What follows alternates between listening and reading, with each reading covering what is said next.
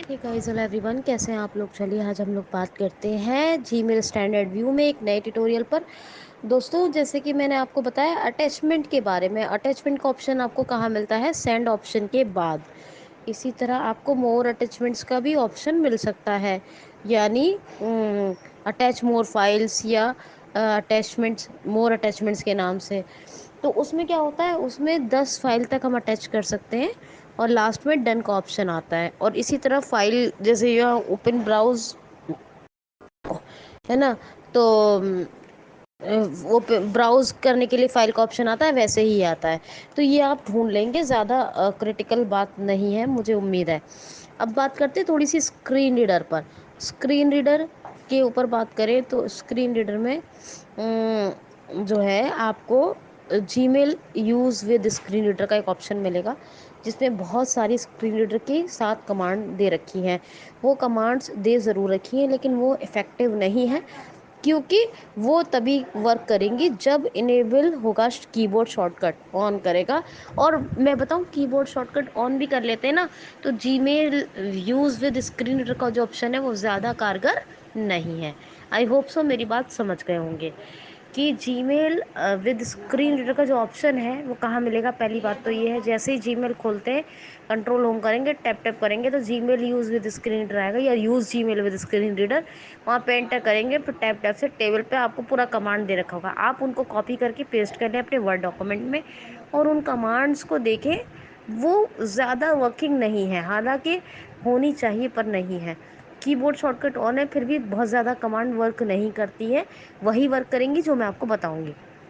Sign out का मैं option बता चुकी हूँ, आपको गूगल अकाउंट में मिलेगा।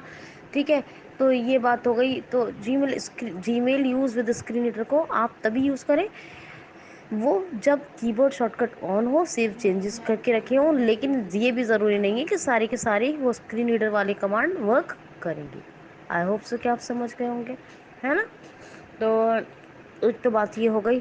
दूसरी एक और बात मैं कहना चाह रही थी। क्या कहना चाह रही थी मैं, कि बहुत ही इम्पॉर्टेंट ऑप्शन मैं आपको बताना चाह रही हूँ यहाँ पर। जब हम जीमेल पर रिव्यू कर्सर को ऑफ नहीं करते हैं, ऑन रहता है, हमने इसके शिफ्ट स्पेस से ऑफ नहीं किया है, तो जब हम वहाँ पर एक्स करते हैं तो हमारा एक ही ईमेल पर हमारा फोकस रहता है और वही ईमेल हमारी सिलेक्ट होती है। और मैंने कहा था वो ओपन नहीं होगी एंटर करने से, तो उसको ओपन करने का तरीका मैंने आपको क्या बताया था, उसको ओपन करने का तरीका बताया था मैंने वहाँ पर शिफ्ट F10 या एप्लीकेशन मेन्यू, और आप डाउन डाउन एरो से जाएंगे और वहाँ पे मिलेगा ओपन विद न्यू टैब या ओपन विद न्यू विंडो। तो वो बिल्कुल अलग विंडो में ईमेल आपका पर्सनली खुलेगा, वहाँ पे आप देखें अटैचमेंट है तो अटैचमेंट को डाउनलोड कैसे करेंगे, टैप टैप करके वहाँ पे हेडिंग वाइज ईमेल को पहले पढ़े, डाउन एरो से टैप टैप से डाउनलोड पे जाएं, डाउनलोड अटैचमेंट करके आपके डाउनलोड में आ जाएगा, आप अटैचमेंट को पढ़ सकते हैं। समझ रहे हैं ना।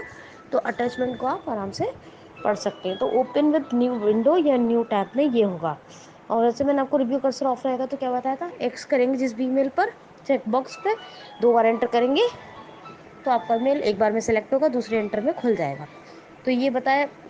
अटैचमेंट डाउनलोड का बता दिया आपको कैसे होगा अटैचमेंट डाउनलोड।